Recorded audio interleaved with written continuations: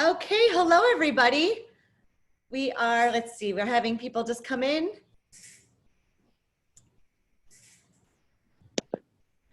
So great that everybody can join us today. I see attendees just popping in now. We have a really great lineup for you today. We're really excited that you took time out of your day. Starting to rain here in Chicago, so it's good timing for this event after a string of beautiful sunny days. We're here as part of the Out of Eden Walk Chicago team, and we'd like to welcome you to Chicago Home Stories, 3 Neighborhood Perspectives Roundtable. We're going to take some deep storytelling dives and have some important discussions. I'm Tracy Crowley, the Out of Eden Walk Chicago manager, and it is an honor to host our storytelling panel filled with incredible individuals who will be representing 3 dynamic neighborhoods in Chicago.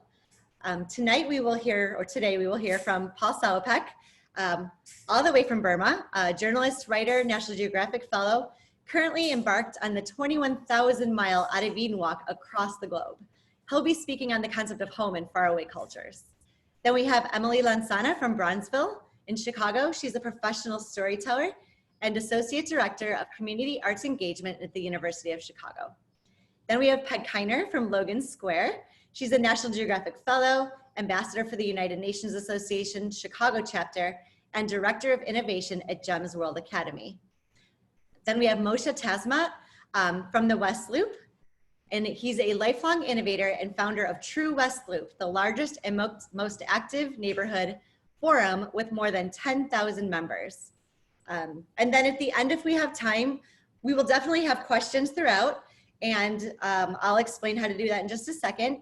And then at the end, if we can show you how to do Chicago Home Stories, we will do that. Let's just see how our attendees are coming in. If attendees would like to use the chat box to introduce yourself, say where you're from, we're gonna do a little poll to see where everybody's from as we're kicking off here in just a moment. And in fact, let's start there as people are coming in. So I'm gonna launch this poll. It's pretty quick, so go ahead and answer if you're from Chicago, somewhere else in North America, and the rest is by continent. So where are you currently calling home?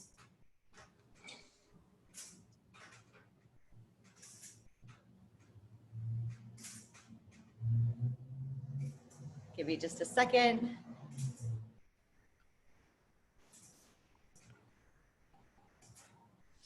So far we have about half of the people from Chicago. We've got 6% Australia, 3% Africa, 3% Asia, nobody from Europe yet, 3% from South America, and 40% from other states in North America other than, or regions other than Chicago. So I'm gonna end the poll. Did everyone get a chance to put that in? All right, thank you for participating. I'll see if I can show the results there. You can see how that looks. So about half from Chicago and half from a wide range of other beautiful places. Thank you for joining us from near and from far. As I mentioned, I'm the Chicago manager for Out of Eden Walk Chicago. And what that is it's a project mirrored after the Out of Eden Walk, the larger Out of Eden Walk project. And we have our journalist Paul Salopek here today to do a wonderful introduction. And oh my gosh, sorry, there's a storm happening all of a sudden. My door just blew open. More excitement. The Out of Eden Walk Chicago, and what we do in this program is we take neighborhood walks first and foremost, and we do that to get to know other neighborhoods, other cultures, other people. Chicago, as Chicagoans know, is a wonderful place to call home. Very beautiful, very diverse. It also can be but segregated. It also can have borders around specific neighborhoods and maybe some misunderstandings. There's a narrative about Chicago that it's only a violent place. So we have a couple different ways of kind of breaking that narrative and telling more of a complete story of our beautiful city. And one way is through taking neighborhood walks, and we take garden walks, we take art walks, we talk to community leaders, activists, people that are very invested in their community. And sometimes we've even gone through different neighborhoods that may not always get along so well in hopes of understanding one another. Our hope is to walk through all 77 of Chicago's neighborhoods eventually. And we know right now that's not possible. So this is a function or an outpouring of us being under stay-at-home orders for the time being due to the global pandemic. So we thought we'd get our storytellers from 3 really dynamic neighborhoods to share their stories from home because we're not able to walk through them at the moment. And we may consider doing both methods in the future. We also have something called Chicago HomeStories, and that's an interactive map where you can go on, tell your story of what place feels most like home to you, and then also it asks, who are you, where are you from, and where are you going? And these are, as Paul will explain, the questions he asks on his journey with people who've crossed his path to get to know them, to get to know the place he's in, and to hear their stories deeply and slowly. So you can, after this, go on to Chicago HomeStories and tell us your story. You can also explore other stories from other neighborhoods throughout Chicago, and we're starting to get stories coming in from all over the world. So please feel free to come in, add your story wherever you're from. Paul, would you like to add anything else about Chicago as about the Chicago chapter, the Chicago HomeStories project? Yeah, no, sure, Tracy. Thank you, and thank you, fellow panelists. It's really fun to get together transcontinentally this way. The marvel of living in this day and age, huh? Talking about home when we're scattered across the world, literally. What is home? I looked up some of the etymology of the word home, and I found that it comes to us from kind of Middle Ages Germanic, Heima, hamlet, village. And if you go back even further, some would say it has Indo-European roots, going back to the Bronze Age. This is thousands of years old, to hoimo, which means to lie or be at rest. So I guess we're going to be talking on this conversation, international conversation, focused mainly on Chicago, about where do we feel comfortable laying our heads and resting? What do we call home? And I'm really eager to learn about the panelists' neighborhoods. I'll give you like a 30-second bio to tell you about how my project has kind of spun off along or walking in parallel with the Chicago HomeStories. I'm really excited about this program that Tracy's leading. Is that I used to work in Chicago. I used to be a reporter for the Chicago Tribune. I was a Metro guy. I covered the city. And so I got to know the city a little bit in the time that I was there before going overseas, subsequently as a foreign correspondent. I lived in the Haymarket area back, I think it's been gentrified. I've not been back to Chicago in a while, but back then there were still guys, moving barrels of pickles around. It was quite kind of still a commercial hub. And I've covered, again, most of the city's neighborhoods. I spent a lot of time in Pilsen. I grew up in Mexico, so I felt really home. That's where I'd go to get breakfast and whatnot, get some good enchiladas or huevos rancheros. And I love the city. I love the city as a mosaic of this incredible diversity of America, right? But as a metro reporter, as Tracy said, I also kind of banged up against this paradox of the borders within the city that divided the city as well, by class, by race, you name it. And so as I've been walking across the world for the past 7.5 years now, I started in Ethiopia and I've walked about 11,000 miles, headed in your general direction, headed towards sunrise, towards North America eventually, and then the tip of South America, Tierra del Fuego, down at the very bottom of the continent, where scientists say that was the last migrants, the first kind of nomadic peoples ended up there. They ran out of horizons. And so hopefully in about 5-6 years, I'll get down there. And along the way, I spend time with people. I sleep in homes, I sleep on farms, I sleep under trees.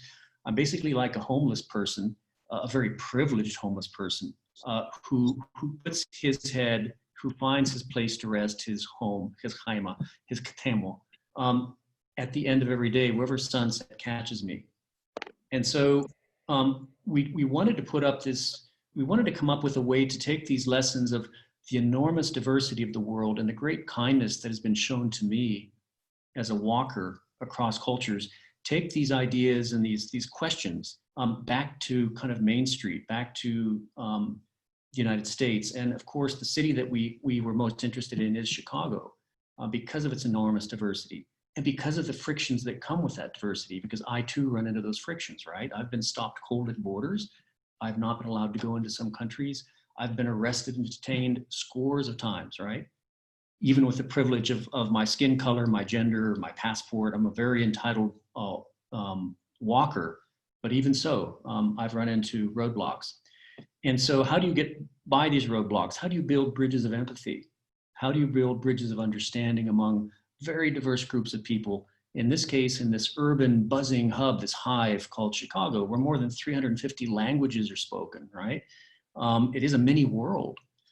So we decided to start Home Stories with the walks, city walks, basically on the premise of kind of building civic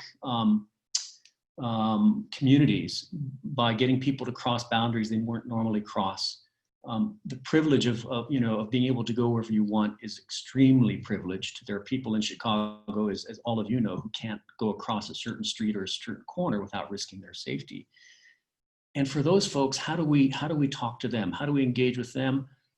So we set up the Home Stories map. And the idea there was to allow any Chicagoan anywhere within the city or the surroundings to deposit onto a map the geolocation of their heart, of what they thought was home, which doesn't necessarily have to be the home that they live in, right? If you've got a workaholic, if you've got some person who's like down on the trading floor, down at the stock exchange or in Hancock Tower on the 37th floor, and they're living at their desk, maybe that's their sense of home. Take a picture of it, write a story about what makes it home to you. Or if there's a young person in Pilsen or the South Side neighborhoods whose home is maybe where a loved one was shot by a police person, it's a latitude, longitude of tragedy that kind of pegs them to that corner, that sidewalk. Do the same. And so the whole notion of this idea was to say, if we can't physically visit each other's homes and knocks on each other's doors, digitally, let's do it. Let's open each other's homes, each other's hearts, each other's imaginations about where in Chicago do we feel like this is ours, this is mine, this is where I belong, this notion of belonging. Where do you locate belonging? So that's where the Home Stories idea came out from. I would encourage anybody on this call, on this conference, to kind of go to the map afterwards and plug your idea in of where that might be, and see where others live. And let's visit each other in our virtual homes. So I do this every day. And what I was telling Tracy in the run up to this chat is, I sort of I'm an unusual case in today's age. I don't really have an identifier as a strong home as being pegged to geography. I was born in the United States. I was raised in Latin America. I've spent my entire professional career working first as kind of a commercial fisherman. So the open seas were my home, which is a very nomadic existence. I worked on fishing boats in the Indian Ocean and in the North Pacific and the North Atlantic. And then I went into this gig of kind of a reportorial existence, a nomadic reporter. Emily has, I think I've seen her referred in some of the stories about her as a griot.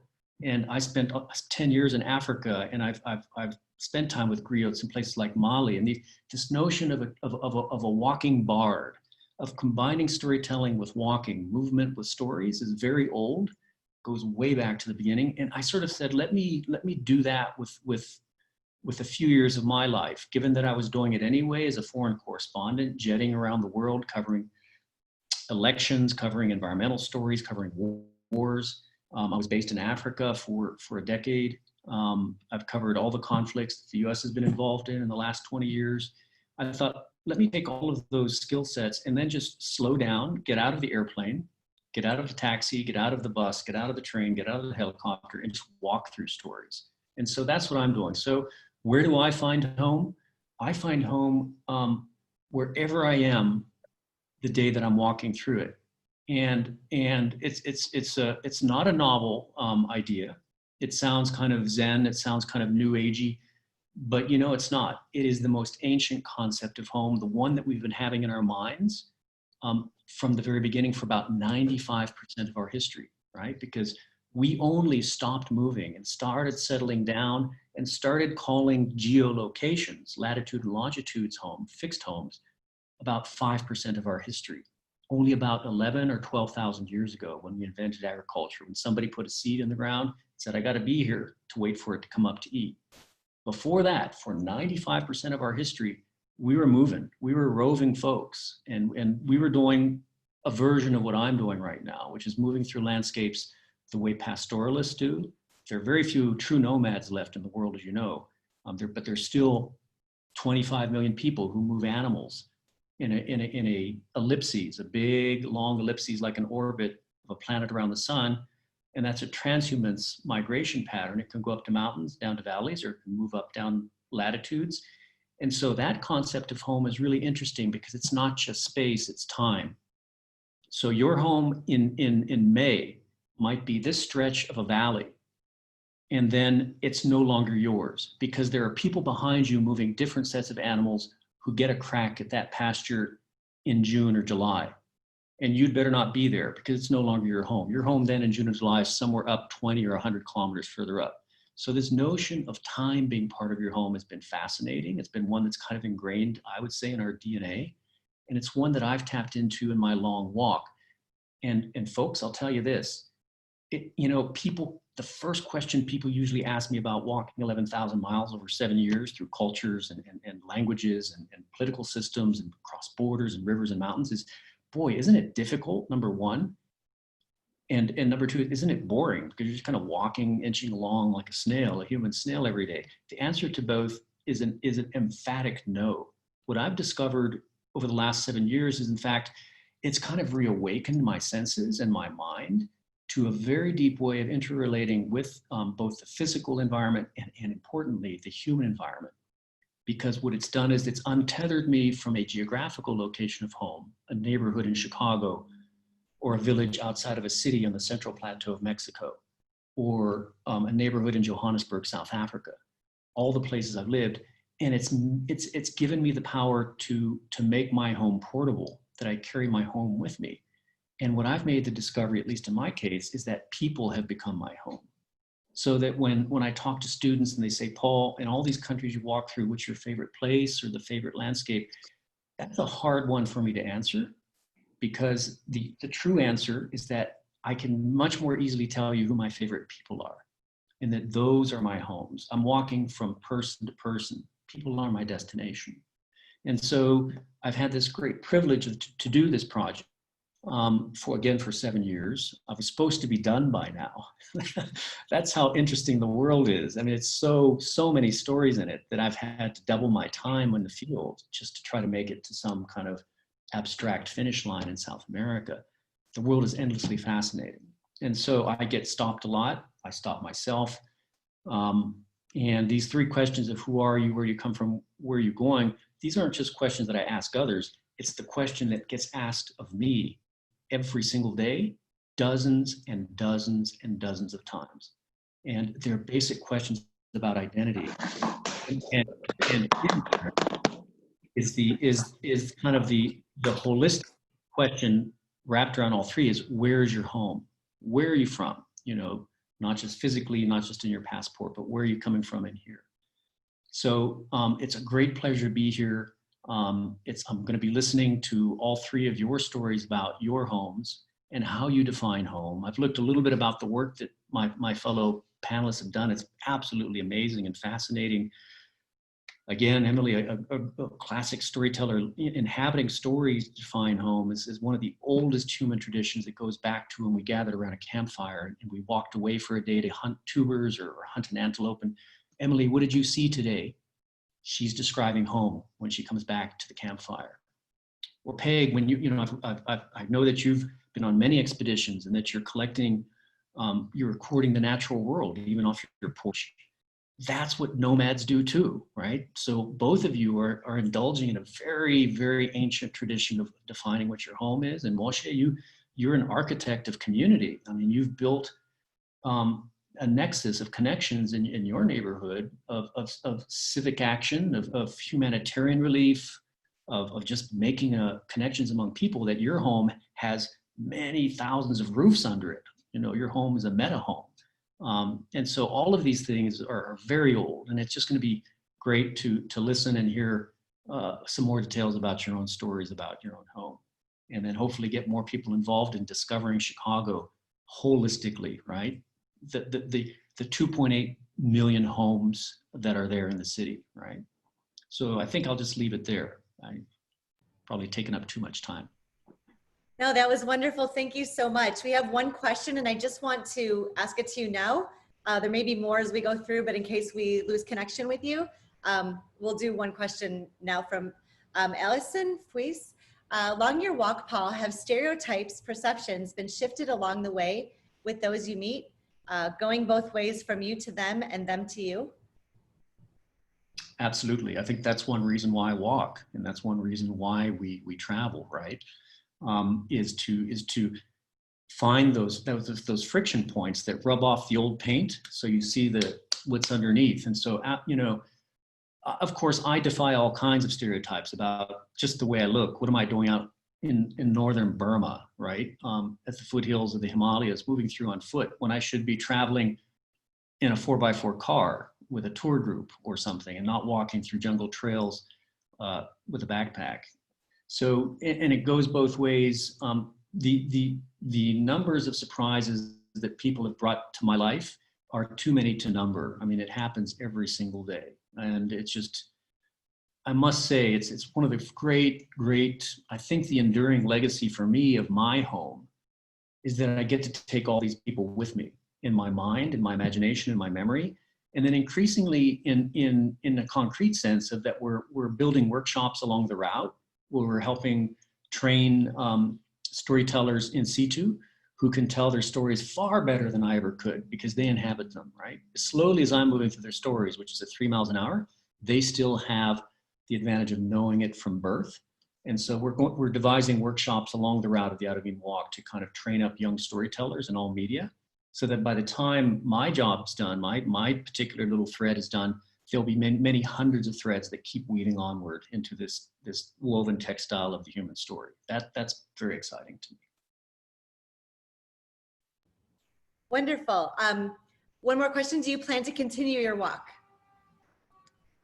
Yes, I do. As of tonight, at 2:54 in the morning, yes, I do. Great. We have a few more that just came in, but I think we'll move on to some other panelists, and then we'll come back and get these along with others for everybody. Thank you so much. Emily, we'd love to hear from you next. Greetings, everyone. I am currently in Bronzeville, Chicago.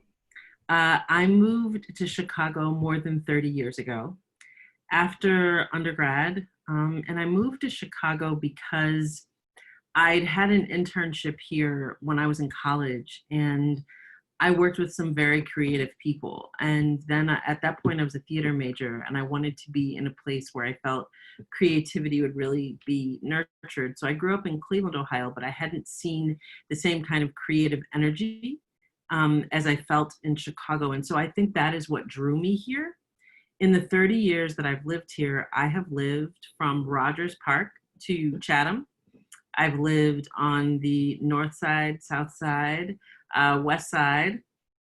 And of all of those places, I think I am most feel like Bronzeville in terms of a space in the city, feels like home.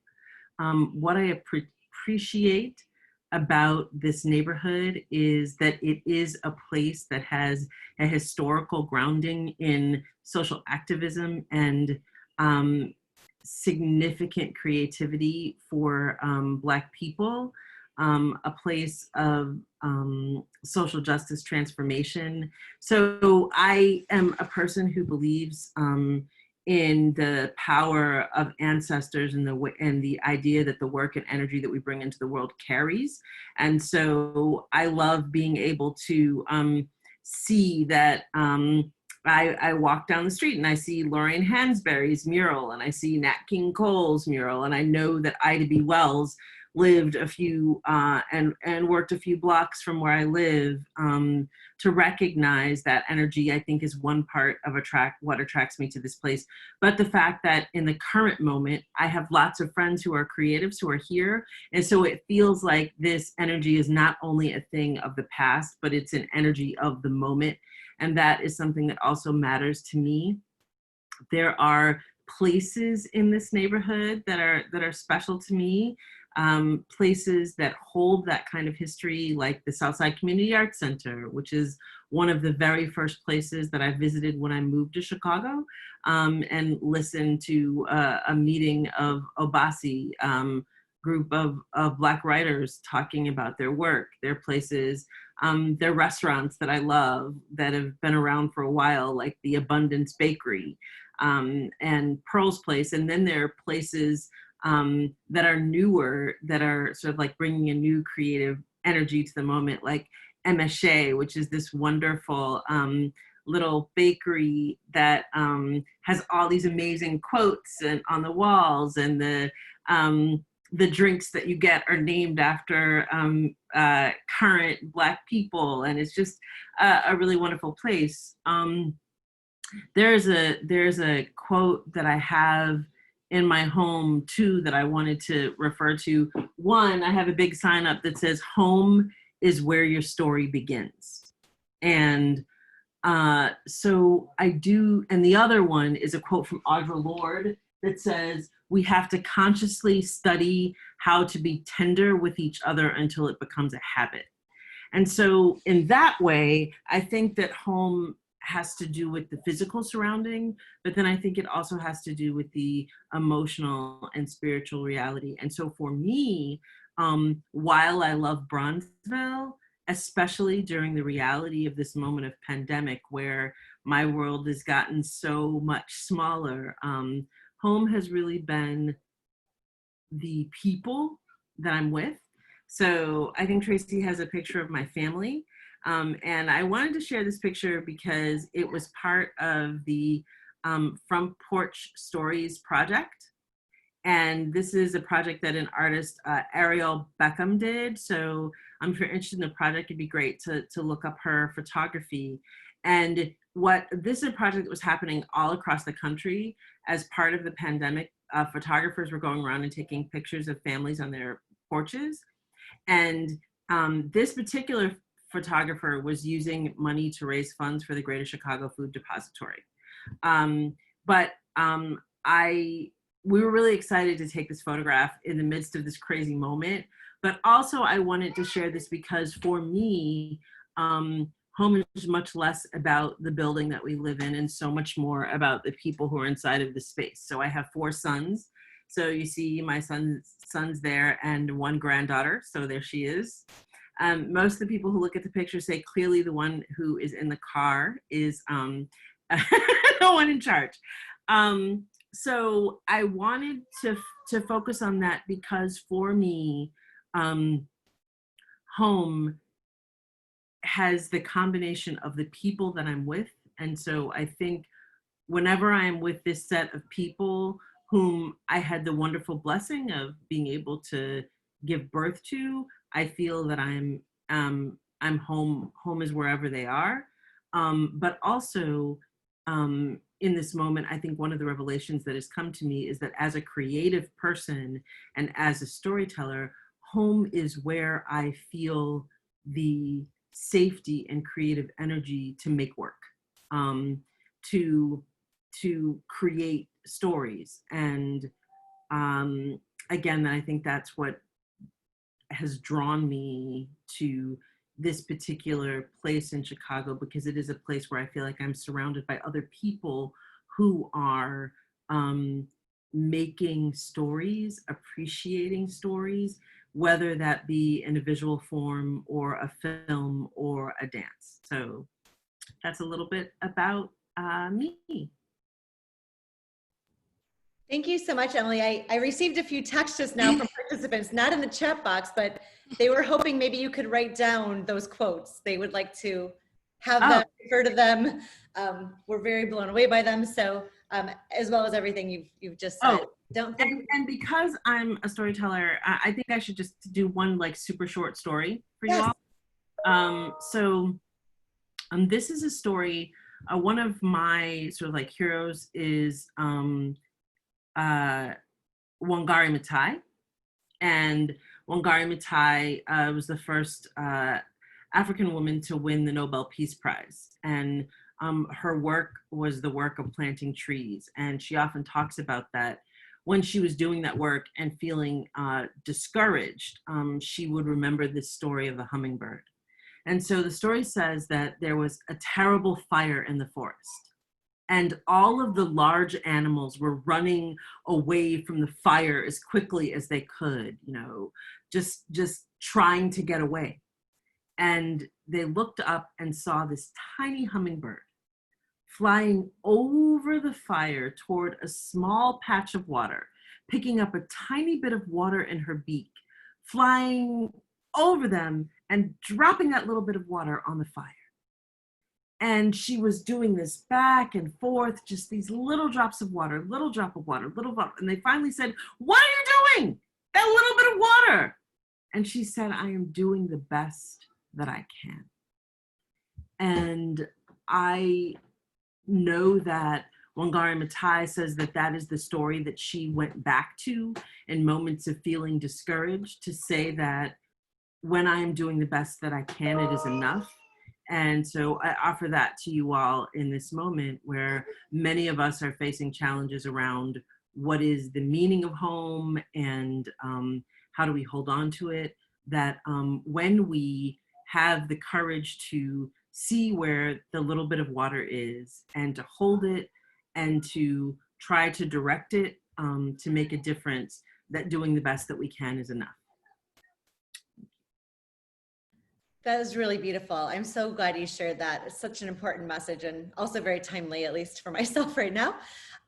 We do have a question or two. Okay, so this is a general question to everybody at some point, but if you want to take this right now, Emily, a general question to all if possible at some point. How has COVID-19 affected your community in terms of spirit, sense of community, belonging, and the vibe?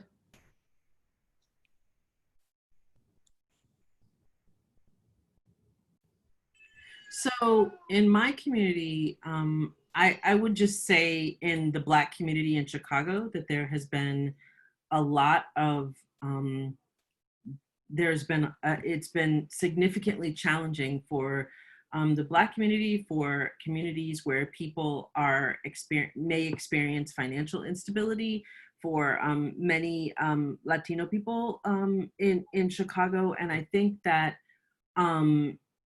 it has been challenging because this pandemic has really put a spotlight on challenges that existed beforehand and on significant economic inequality.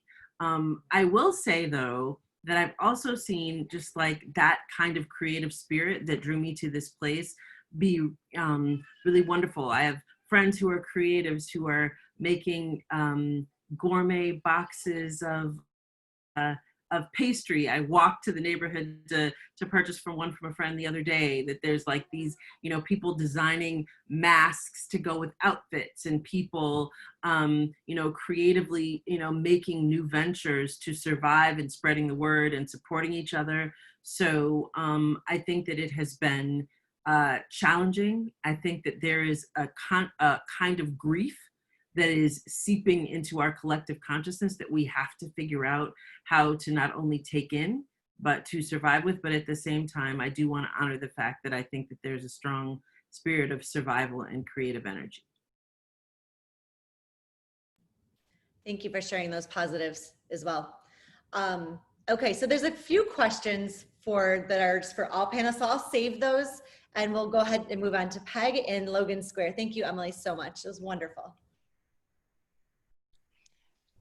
Thank you to Emily. I love Wangari. That is like one of my inspirations, and maybe you'll see a little bit of what I think about the world when I think with Wangari in mind, really that nature I'm so connected with.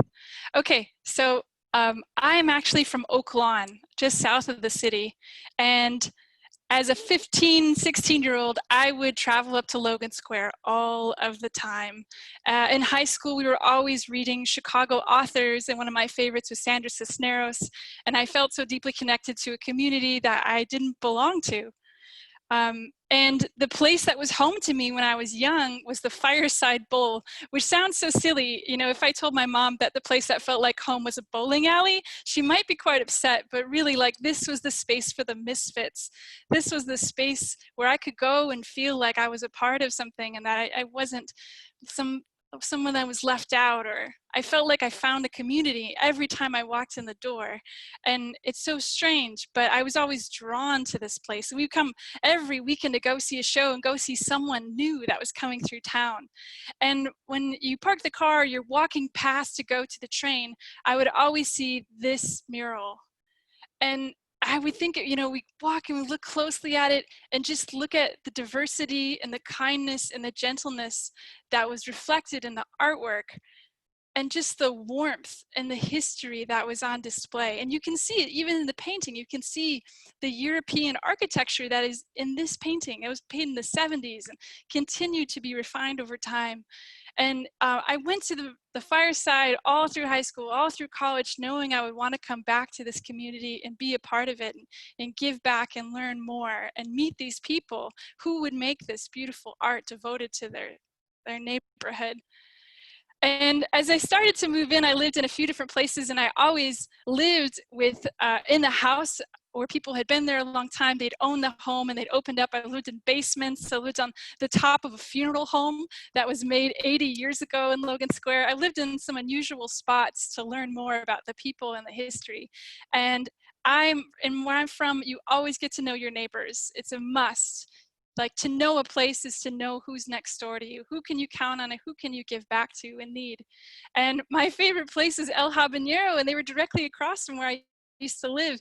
And we would go there and learn and talk to the people and learn about where they were from in Mexico City. And they would share their special sandwiches. There's one sandwich that you can only get at El Habanero, and it's a pambazo, and I highly recommend it. But it's these special places in knowing these families. And this is my connection to Logan Square, in that it's people, just like we're all saying over and over again. But when the more you get to know these people, you start asking them what home is to them. And you start to notice that home in this area has traditionally been religion and church. And this connected back to where I'm originally from, because I'm from a neighborhood where you don't say what block you're on, you say what parish you're from. But what I noticed about Logan Square was that all of the churches were different. This is a really famous Lutheran church that's been here since the late 1800s, but there's also a Serbian Orthodox church right down the block. There's a Macedonian church 2 blocks from my house. At the end of the block, there's an 1871 Jewish temple. That was one of the first ones that was built in our area. There's the Seventh-day Adventist church that was on top of a Baptist church. There's just so much. There's churches that have replaced new churches, like a hermit crab moving into a new shell. These structures provide space for people's religious and spiritual homes to expand and change over time. This was originally the Schwinn, if you remember the Schwinn family from Bicycling Legacy. This was their home, and it was changed into one of our local schools. And there's the comfort station. What I think about when I think about home in Logan Square is that we have always made space for diverse groups of people to come together and feel that they belong. And the comfort station, this was built in the late 1800s. And even then we were thinking about what could a structure mean for a community? Who needs comfort? And let's make space for that.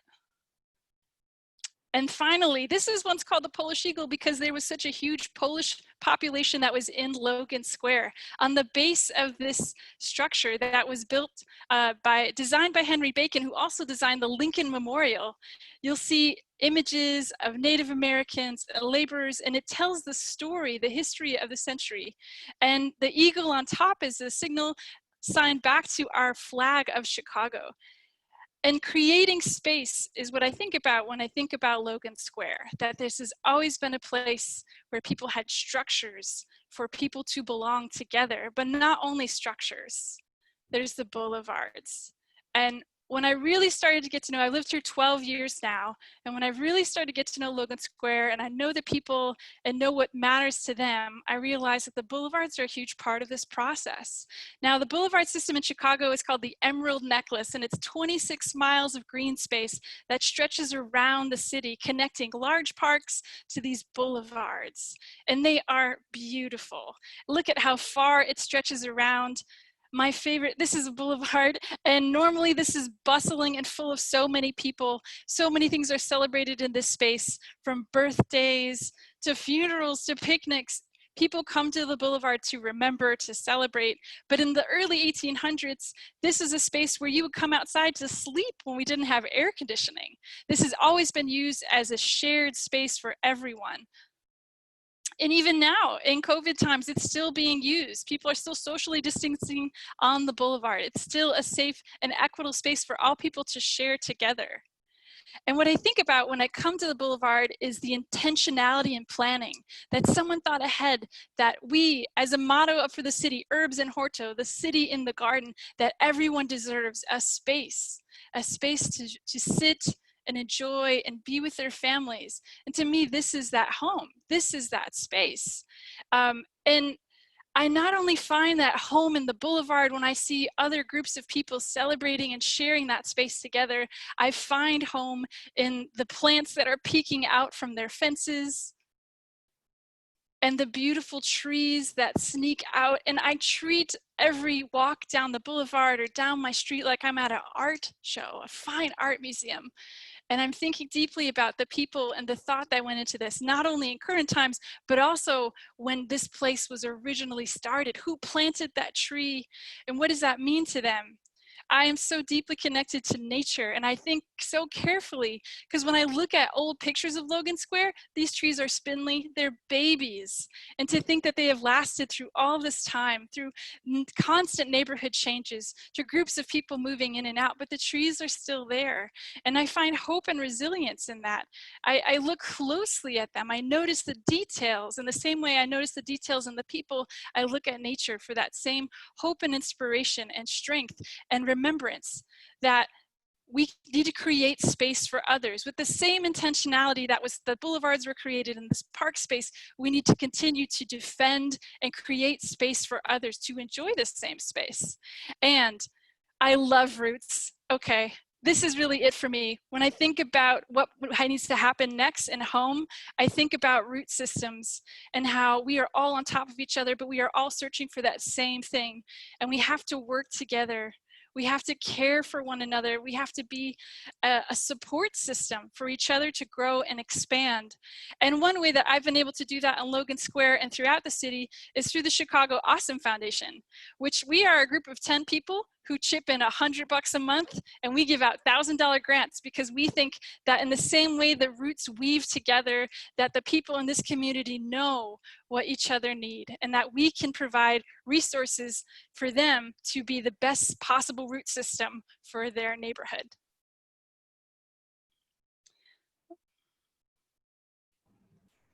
Thank you so much, Peg. Let's see if we have any questions here in the Q&A box. I can't wait. And Emily and Peg, I would love to come walking with you guys through your wonderful neighborhoods as soon as we're able to. I think we just have the general ones so far, Peg, that are all, but why don't you take a minute to answer Allison's question about how has COVID affected your community in terms of spirit, sense of community, and belonging? Yeah, one thing that, you know, when I think about Logan Square, I've got my favorite people. I've got, you know, El Habanero. I've got my local people who I know need me. I know Moshe's done this too, but like we've got our tamale guy. We've got everyone we know and love who belongs here, who's working really hard. And we, you know, we invest in people with our dollars. We care for them. We're checking on them. There's a mutual aid fund in Logan Square.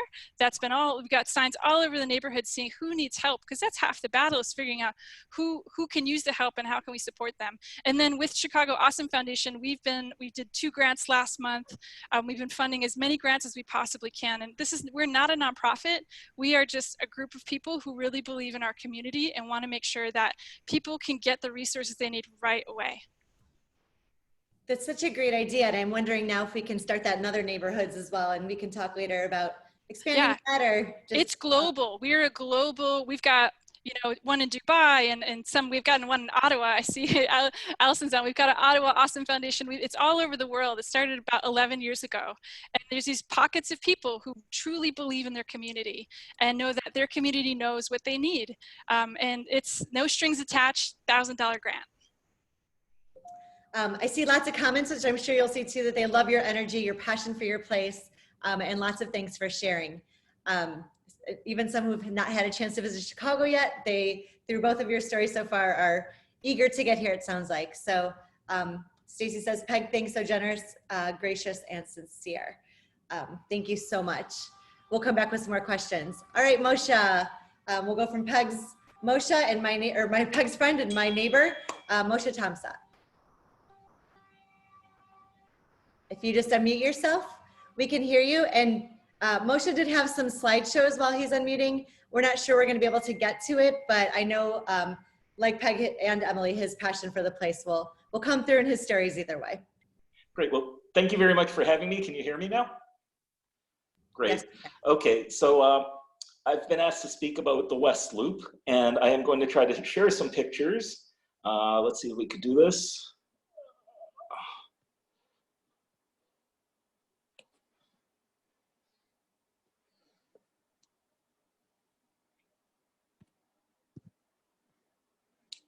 Oops.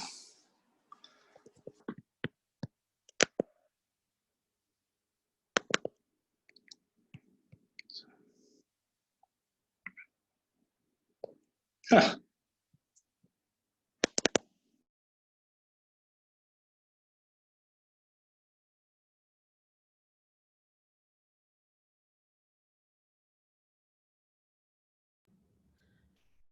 Moshe, if you want to just get started talking, I can try and send your slideshow. We'll see if Peg and I can get it up at some point and share our screens. Oh, we didn't lose him, did we? Well, looks like he's just reconnecting. Are you back? Well, maybe I think I've got it. Okay, beautiful. Okay, great. Sorry about that. So my name is Moshe. I've lived in the West Loop for 18 years. I may not have access to my pictures, but I'll try to paint a picture in your mind. I wanted to thank Paul for sharing his stories of his travels around the world, as well as Peg. We've known each other for quite a long time, and thank you, Tracy, for having me.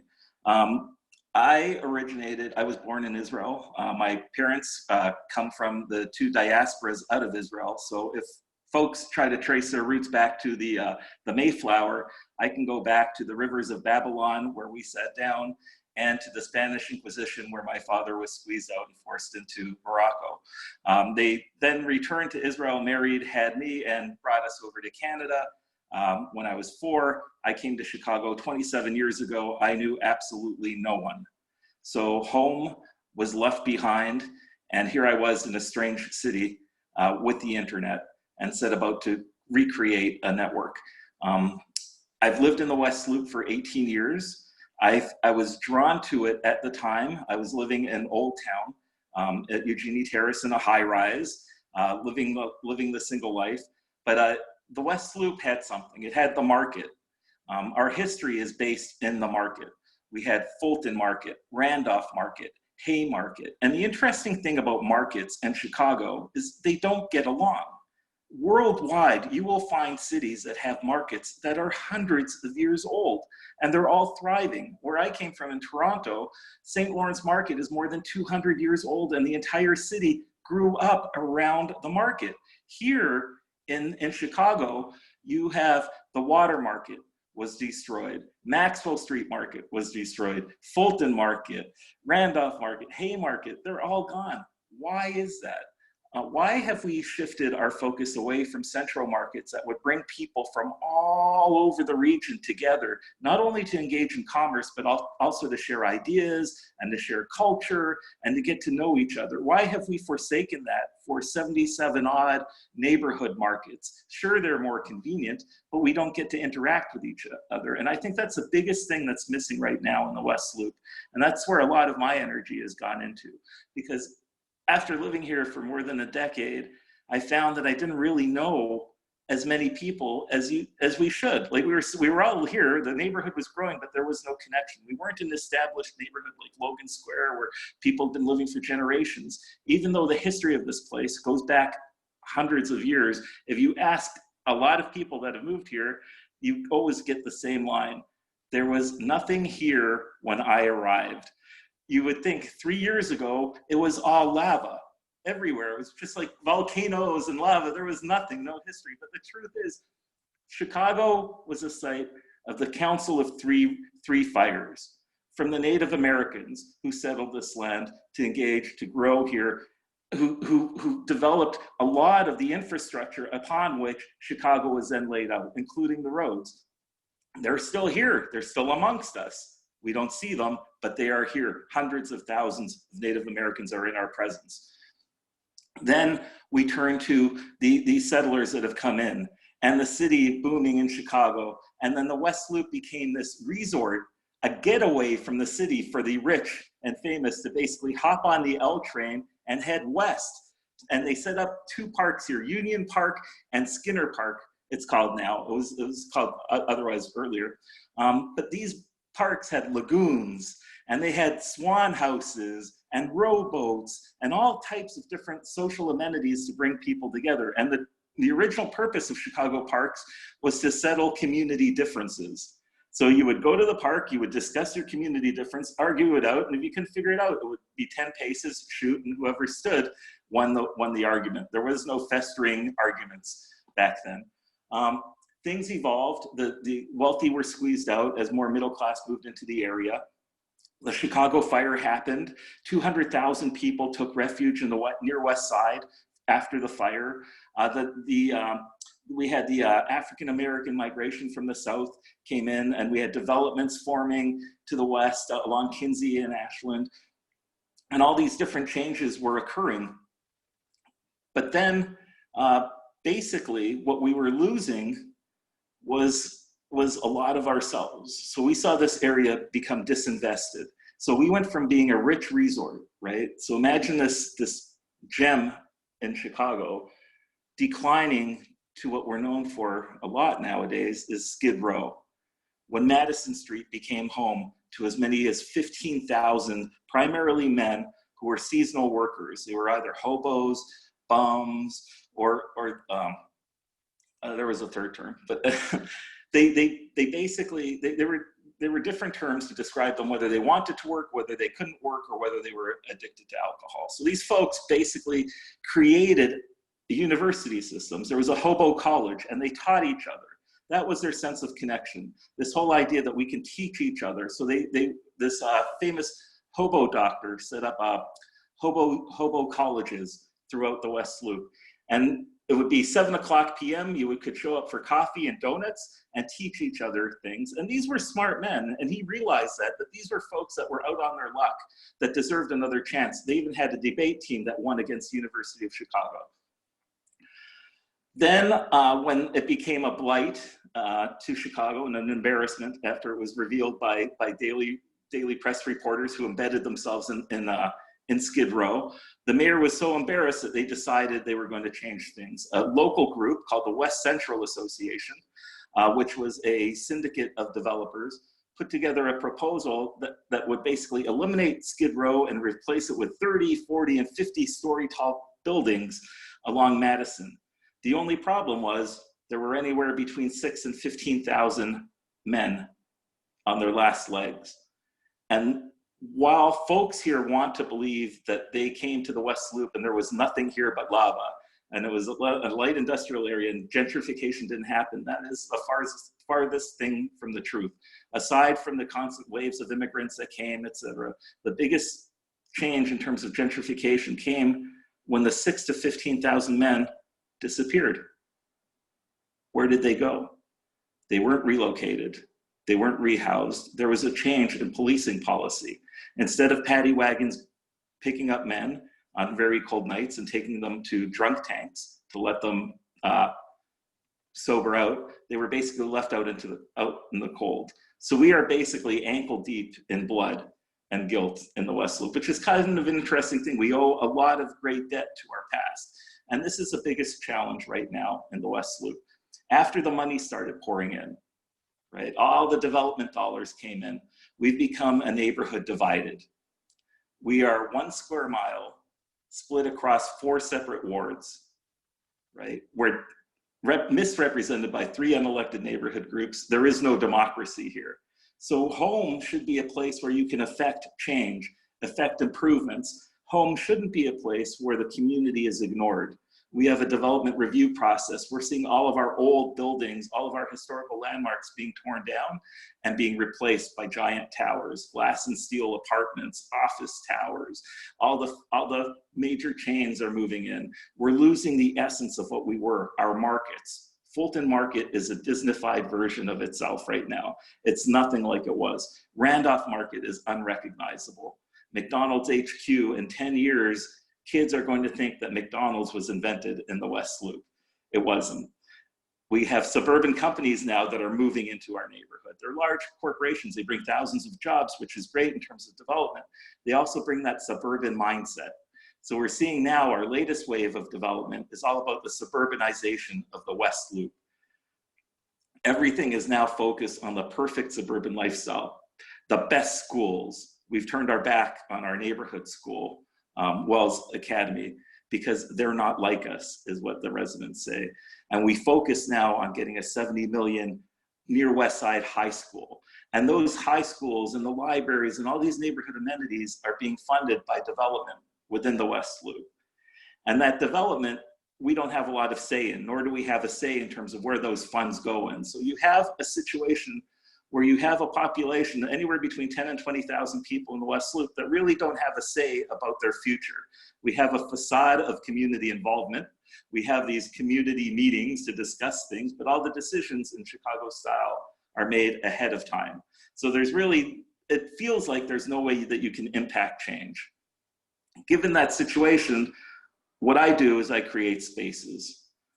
There was so much disconnection in the West Loop, I set up True West Loop, the neighborhood's first open public forum, where we've grown to more than 10,000 people. There are people that I've never met before that now know me. It's kind of an odd thing. More folks know me than I know them. That spun off other groups. It's spun off conversations now in bars. Instead of talking about sports, people stop me and keep me there until bar closing, talking about the neighborhood. That's what it was pre-COVID. So there's a lot of that, and it's all coming together, and it's all starting to develop. My focus now is I became a member of the West Loop Design Guidelines Task Force, and I passed section 4.2.2. I wasn't interested in the way the buildings looked or what developments were coming. I knew that we would have no impact. So at the very end of this session, I said, what about the vacant lots? We had no thinking behind the vacant lots, and I asked, let's create something where we can actually jump the fence, if you will, and activate vacant lots. And we passed that piece of legislation. And the first thing I did the day after is I hopped the fence in the vacant lot with a weed whacker, and I made the biggest mistake of my life. I weed whacked an entire field in my shorts. And then we built a fire ring. There was a 120-year-old row house at 1000 Westmont Road that was being demolished. And I worked magic, and we saved limestone architectural artifacts, and we hauled those things, and we built this big, huge fire ring in the center of an empty field that I called the gentrifier. Why? Because throughout time, community has always begun around the fire. We sought fire for light, for warmth, for security, and most importantly, for food. I had this vision. If you took a Chicago lot and you put in a fire pit and you attracted your neighbors, then you put in a wood-burning oven so that they could cook, which is a strategy being used in Canada in gang-riddled parks. They put in a community oven and the gang members cook, and then they stop fighting because they're bellies are full. So what if we built a community oven? And what if we grew our own crops, our own produce? And there wasn't land to be had. Lots would cost $10 million, and we couldn't plant in these vacant fields. Who knows what was growing in them? So we started gardening in kiddie pools, 5-foot kiddie pools. We had no water access, so we tapped into the air conditioning condensate from the Merritt School of Music next door. And we took wasted water and we produced community and food. We cook that food and we share that food. We hang around fires whenever we can. But that's the whole premise, is how do you bring folks back together around that communal fire? How do you give them a voice so that they can share their stories and their experience? How do you give them a safe forum where they can argue and debate and disagree without hating each other and without killing each other? Right? You can be passionate, but there's no reason to hate. And then how do you resolve differences and repeat over and over? We built 172 of these gardens on a typical Chicago lot that would equal 1 Millennium Park. And while Peg loves roots, as a gardener, I love roots too. Unfortunately, I can't put roots into the ground. So everything that we do, we think like Bedouins, the Bedouins of the desert. They're nomadic. Pack less, rely on your resourcefulness more. We created a fully transportable gardening system where folks could actually plant their plants, and if we had to bug out, we would just bring in a forklift and a flat truck, lift it up, and move to the next vacant lot. So if we built 172 of these gardens, which would be the equivalent of 1 Millennium Park, they would be pushed out as development works its way across Chicago, farther out into the west side neighborhoods, farther out into the south side neighborhoods. And it's incredible what you can do when you give someone ownership of a little piece of a vacant lot. It suddenly becomes home. Thank you.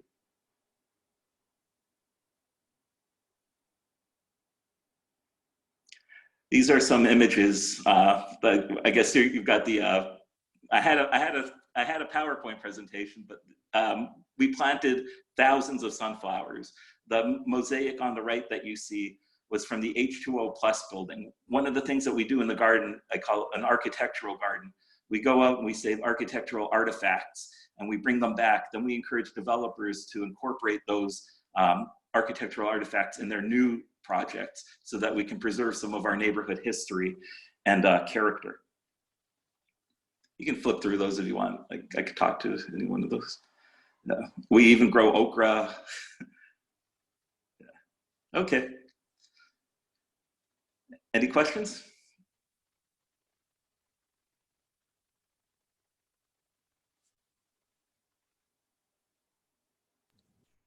Let me see if we have any questions. Thank you so much.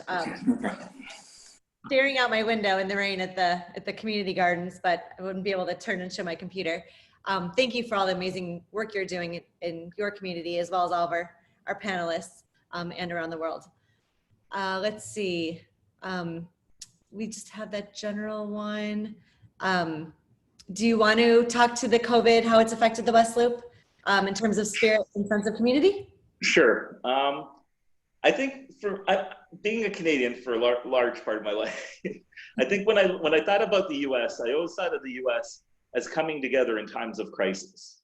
If there was a war or the US was attacked, everyone came together. I think the most disappointing thing about the whole COVID crisis is it's not bringing us together. It's driving a lot of folks apart.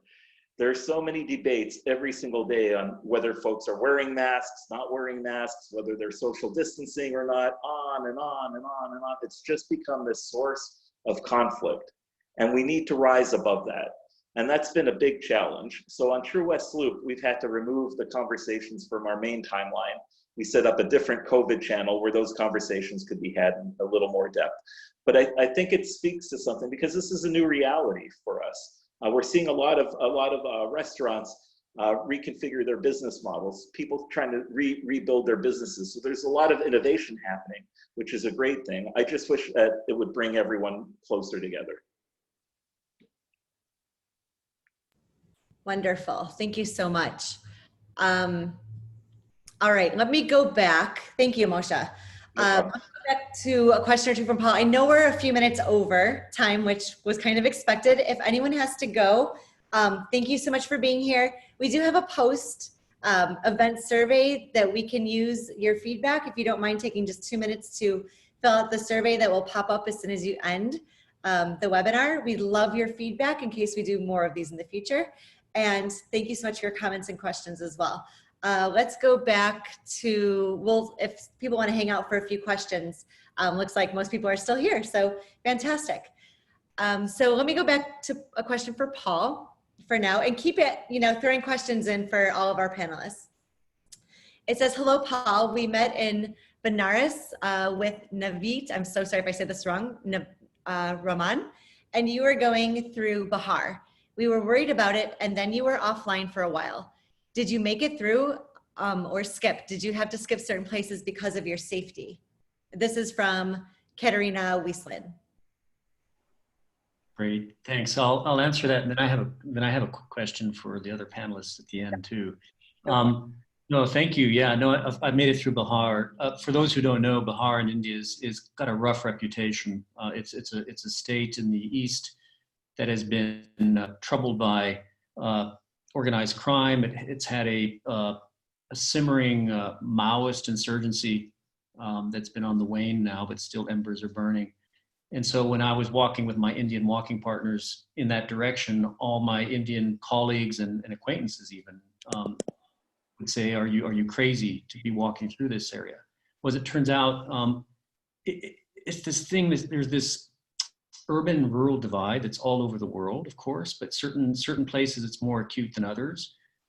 India has massive rural to urban migration. I think the numbers I've seen are more than 130 million people are like moving to cities at any one time. I mean, what is that? That's more than a third of the US population.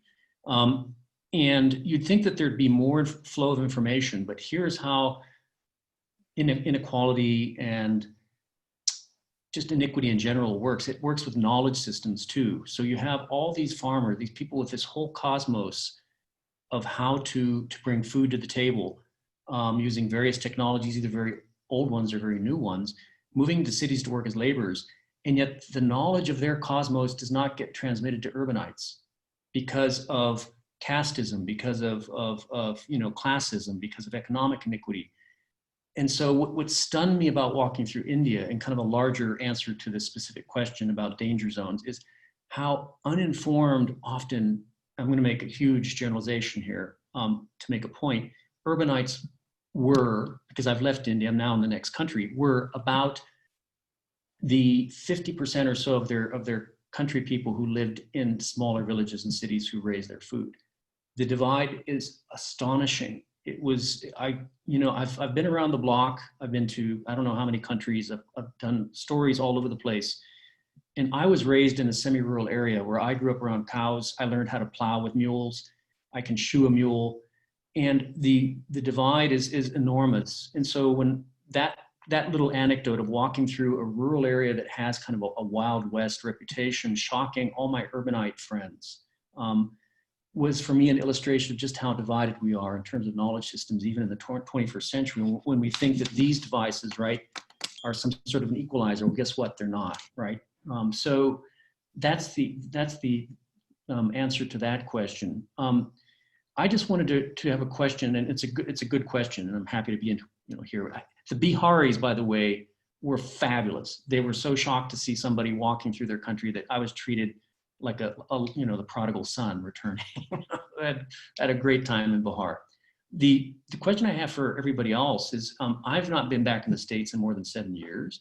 And the level of polarization seems so extraordinary to me. It echoes sort of what I've seen in post-conflict societies, or indeed conflict societies. I've covered Somalia, I've covered the Balkans, I've covered the Middle East.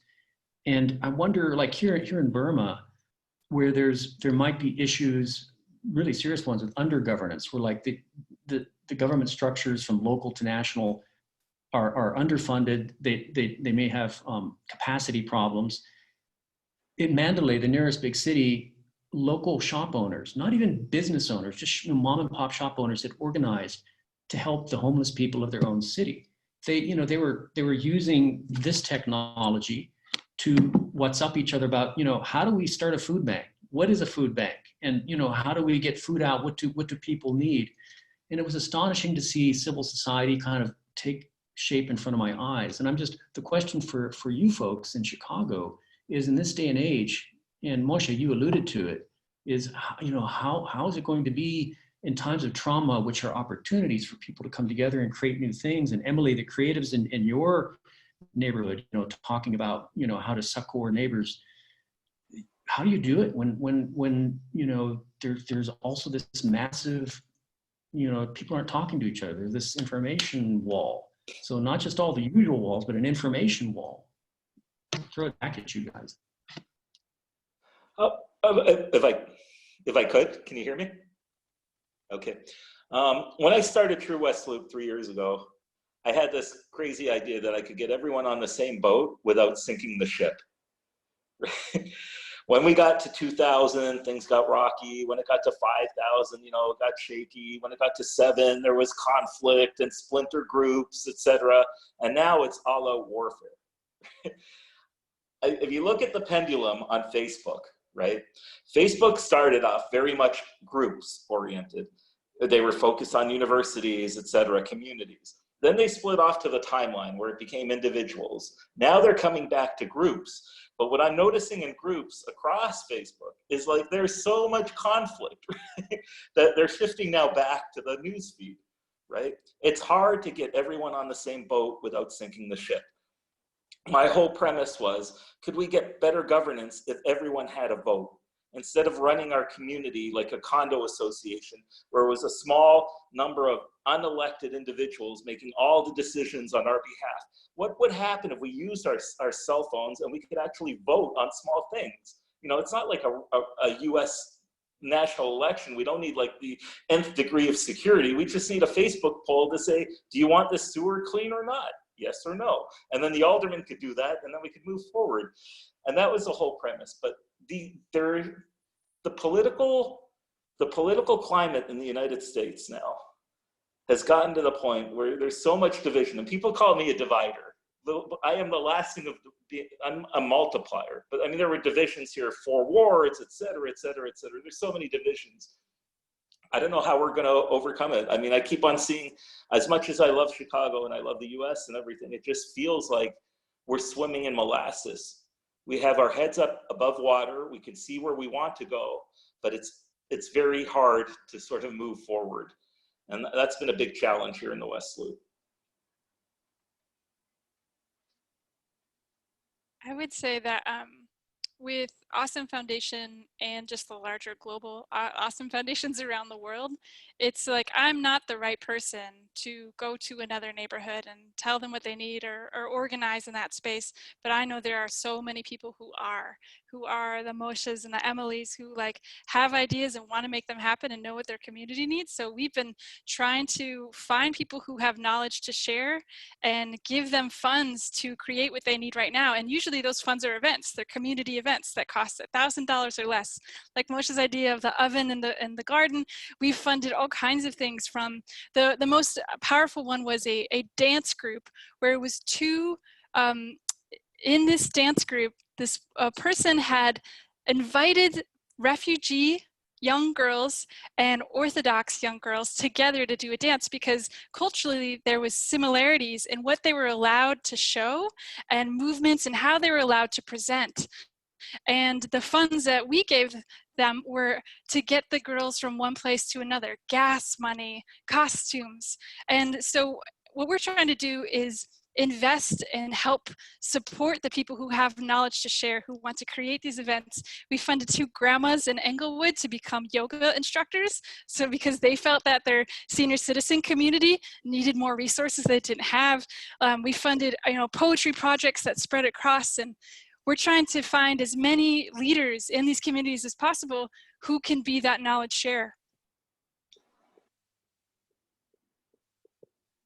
I just want to note real quick before we hear Emily's response, maybe we can tap into them for stories in the future. I'd love to hear more about those stories you just mentioned.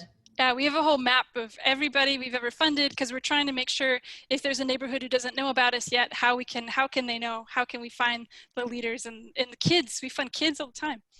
Wonderful. I think that, you know, the reality of my experience is that Chicago continues to be one of the most segregated places in the country, and that we live in particular communities, but there isn't a significant sense that we are collectively responsible for each other's well-being. I think we tend to be an isolationist place. And so if we happen to be in one of the communities where within that community there is a sense of collective care and thriving, then it works well. On the other hand, I think there are a lot of people who are on the edge of those communities, and there are a lot of communities that are just extremely significantly under-resourced. So yeah, that's what I see.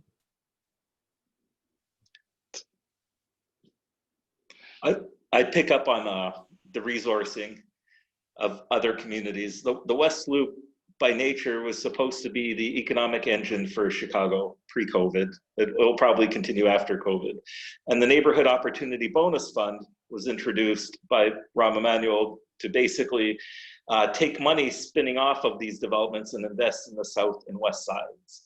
But with every law in Chicago, there's always a loophole. So here we have, in the West Loop, we have the newest library in the Chicago library system, in the neighborhood within walking distance of 3 other libraries, surrounded by neighborhoods that need libraries way more than we do.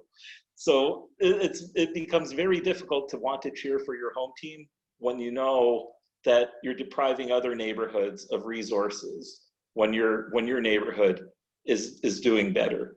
And that becomes a very big challenge in terms of caring for each other. How do we make that more equitable, and how do we get those funds to flow where they're supposed to flow? The mayor talked a lot about equity, but now with the COVID financial crisis, I think the focus is going to be back on putting up as many buildings as fast as possible to build up that tax base. So finances are coming before people. So that's becoming a bit of a challenge.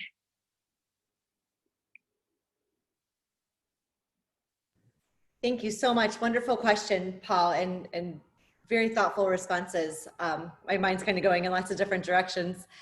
We do have a question for all panelists here from Katie Wood, and that is kind of along the lines of things we're talking about. What is the importance of the home concept in the era of rent strikes and mass evictions? This is for all panelists. Rent strikes and mass evictions. What is the concept of home when you have that kind of thing going on?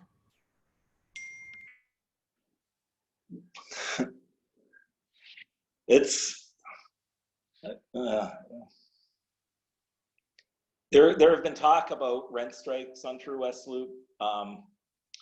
There have been talks about mortgage support, things of that sort, but both require property owners and renters to come together and fight for their rights. But again, that division plays into a factor where you have renters versus tenants, renters versus landowners versus tenants.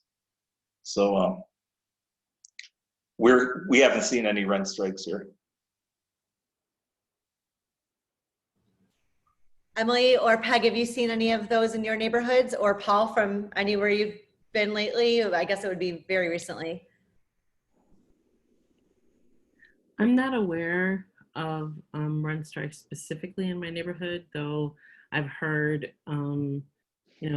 across the city and nationally about that as a form of response to the current environment. I think that because there are so many people who live in home stable environments, people are generally insensitive to the reality that there are many people who are do not have home stability. And so I mean that not only in terms of the reality that there are people who are homeless, but there's reality that people are in a situation where their home space needs to constantly be transitioning. The landlord sells the building, or they can no longer afford the apartment, someone loses a job. And I think that this is a moment that is emphasizing the need for those kinds of transitions, so that for a lot of people, there feels to be, if we are defining home as the exact physical space that you live in, as a lack of stability. And so I think being able to center ideas on home being more than that physical space, so that if I have to move physical space, but I still feel like home is something that I can carry with me, that allows me to have a greater sense of emotional stability. Could I add, at this time when people are facing the prospect of becoming homeless, being displaced from their homes, one of the industries that was deemed essential was real estate and development. So here we have all these realtors and brokers and stuff that they're dealing in what's called shadow inventory, which are homes that have had to be released because of financial difficulty, foreclosure, etc. So the numbers may appear up, but you have to dig deeper and understand that there's like pain behind each sale. So my response to that on True West Loop is I put out a pitch saying we should start a new brokerage, realty brokerage, and let's call it the Stay the Fuck at Home brokerage. And the notion of this is the best move is no move. So can we put together a brokerage of experts, financial experts that can help you refi your home, maybe get you a reverse mortgage, maybe find you a better job, maybe connect you to other opportunities, maybe find you a roommate, et cetera, to keep you in your home. That I think is a mentality right now as part of a pandemic. Pushing people out, I think, is the worst possible thing you can do during a stay-at-home order. I cannot believe that I see moving trucks in the alleys and I stop and I talk to folks, and these are folks that do not want to leave the West Loop. They're home, right? The last place they want to go to is somewhere they don't know. They don't want to be there. To respond to the question, I have personally been displaced twice. When my last apartment was sold to a condo developer for $5 million, and the home before that was given from the landlord decided to give the whole house to his daughter. So of the 4 places I've lived in 12 years, yeah, 2 of those I've been displaced from, and I have the ability to pay for my house, to pay for a space to live.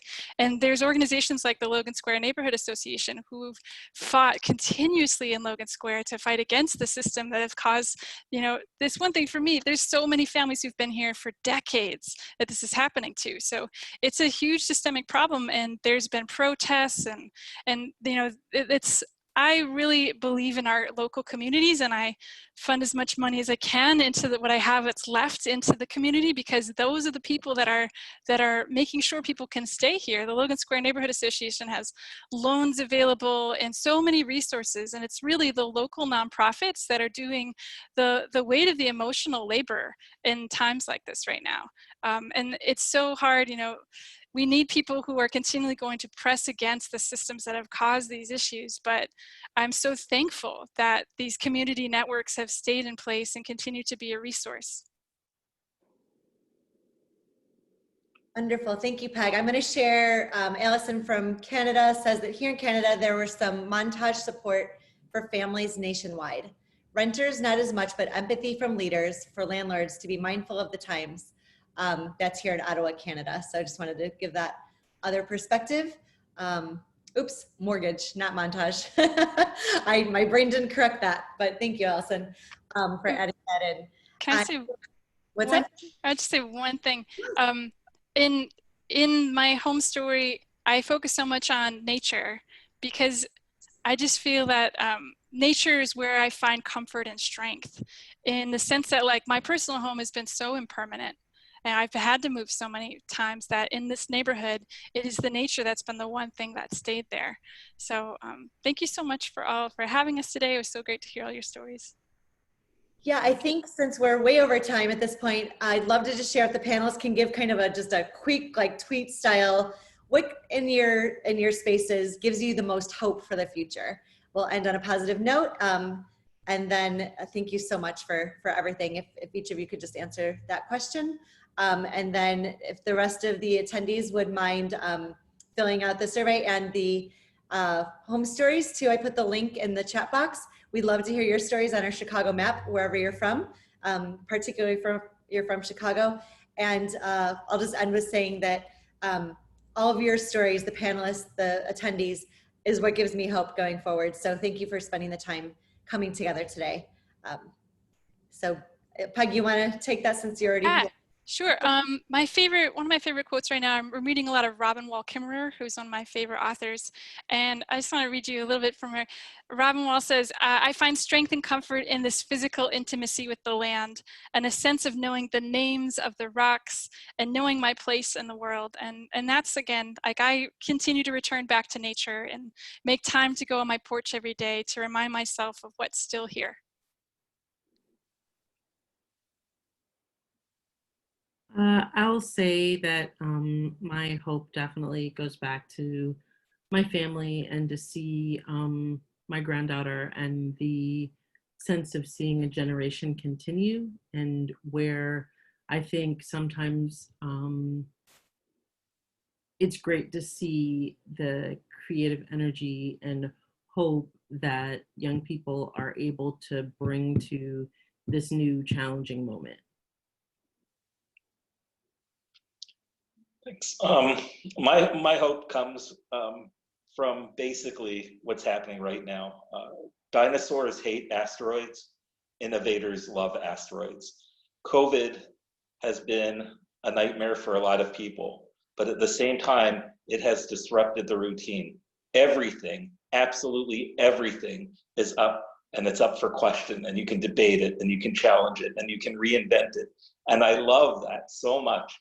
I love the fact that people are staying out of grocery stores, that they're buying their meat directly from a butcher, that they're getting their produce from a farmer, that they're actually wanting to garden. They want the garden to be opened up, that they spent more than $5,000 supporting a guy selling tamales to keep his family alive and going.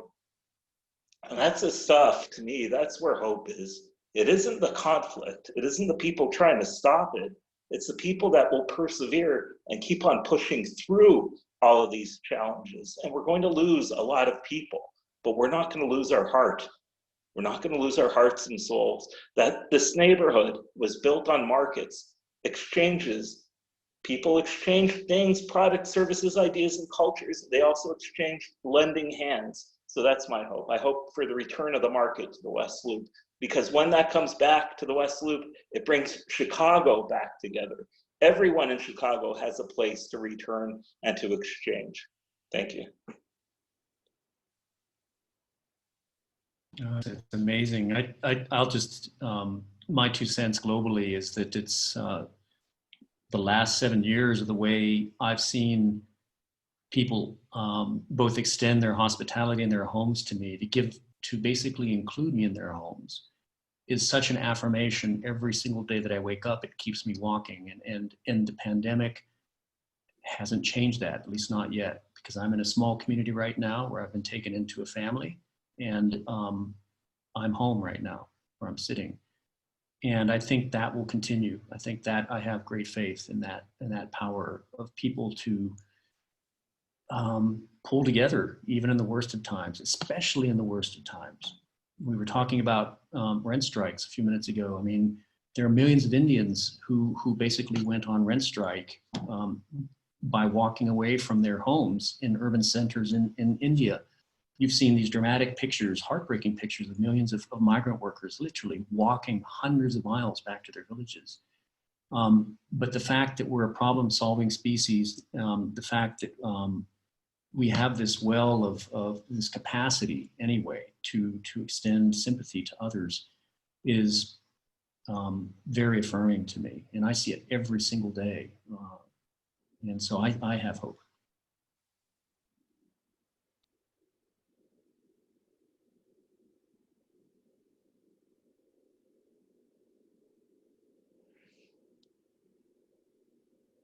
We hear from everybody? I think so, all the panelists, right? Yes, okay, just wanted to make sure I didn't miss anybody. Well, thank you. You all have me grinning ear from ear to ear. I feel extremely inspired by your stories and by your stories of hope. Thank you for taking the time to talk about tough issues, but also hopeful things. And thanks to each of you for being a light in the world. That includes our attendees. Thanks for being here for these important conversations. And we hope to see you all again very soon. Bye-bye. Thanks for having us. Thank you. Thank you, everybody. Thank you. Thank you, Tracy. Cheers. Thank you. Bye.